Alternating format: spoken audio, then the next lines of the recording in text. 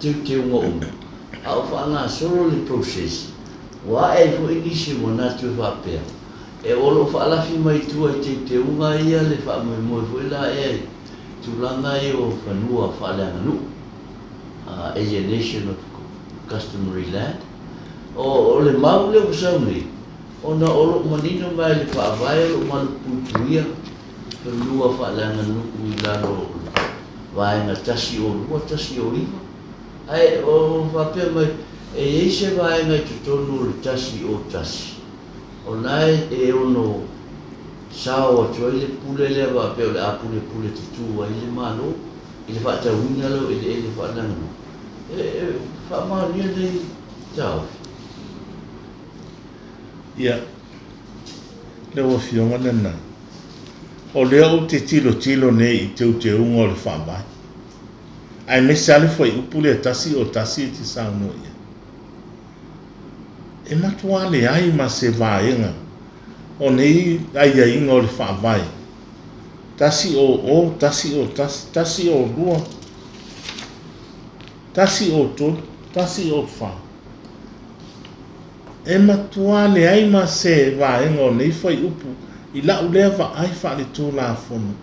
E fa ono ma fai ai. Ona fa atau e se ina atu.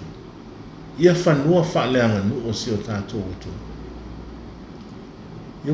O la utari atu le pupu. O te le i o ina ia tā ofi o fa pea mai. E ma fai ona fa atau e se ina atu. I lalo le fai upu tasi o tasi. Ia po seisi lava fai upu. O tu la fono toi teu nei. Ia whanua whaaleanga nu o Samoa. O lea ngai tu la fono nei i le whaamasinoa. O whanua masoa. E le oa ngai ni whanua. O le whaamasinoa ni me lea ngai e tu la fono nei. O lea la, e ratua lea ma se a fio whanua whaaleanga nu o Samoa. I tu la fono e malu whaaloa nga. o le winga o fisili le upiunga o le vaenga le i manatu adi e wapela o whanua ia ua lisi i le teimile nei ai le mawhai ona tito mina e le ua lisi ina le whanua e mawhai ona saule tangata lea pe o se long e mawhai ona ave whaamalusia la le pūlenga o ele e whaalanga e afua mai i le mawhai ona tito ninga o le no ngā tupe, se no whonga ai tāra. O awhia le te unga nei, pe o le manatu na o le sau nei.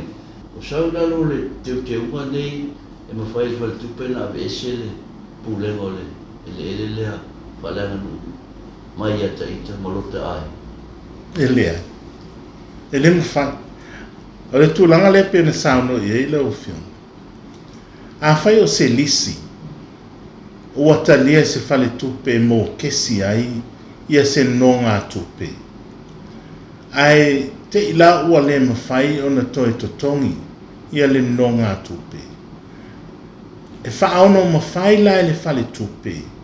O na lato take over inga le lisi mo le pālengi o le taimi lai tutoi o le lisi. O se whāteita inga whai o se lisi e lua se fulu tausanga. Ia ua whaiwhai ua le mawhainga tutongi le long. Ai toi se fulu tausanga o le lisi lai tutoi. E mawhai la o ngat ave le bank. Ia le lisi, le taimi lai tutoi o le lisi. Nga whai o lo whaatanga i lano le lisi. Ave la le lisi mo le se fulu tausanga le tutoi. E whaau ngā e le whare tupe. I se au wala. E toi mawhaina maua mai eilanga tupe.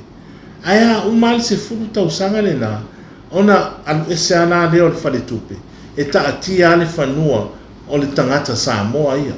E le mawhai lano le whaavai, ona whaapea o le ave ai e le whare tupe, ia se whanua whaaleanga nu, i se tūlanga whaapea peo le e sauno, o se lisi o se no ngā tupe, mō kesi se lisi, ai te ua le mwhainga tutonga, e le mwhainga avea ia, whanua whaaleanga.